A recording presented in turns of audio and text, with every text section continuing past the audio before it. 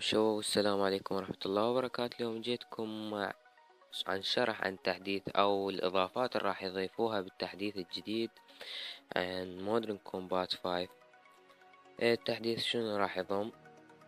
مثل ما قال المطور أو الشركة اللي نشرت الفيديو هذا،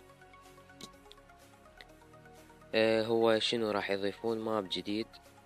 الماب راح يصير احتمال قالوا السنايبر وش اسمه، يعني إضافات تعديلات حطوا عليها، ودرع جديد درع الساموراي، ودرع ثاني ما عرفت اسمه هذا.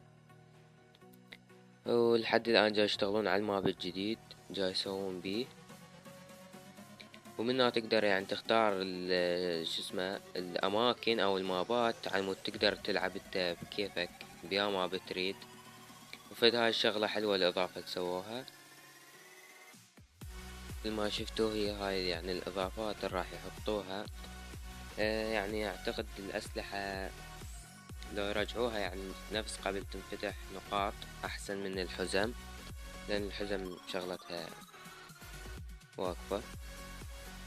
المهم هسه هنا هذا المطور الجديد الانضام لشركة جيم لوفت،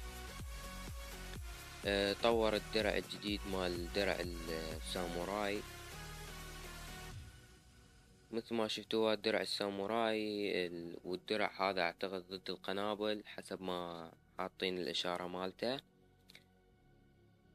ويعني تطويرات بسيطة جاي يعدلون عليها، يعدلون بالاخطاء بيها.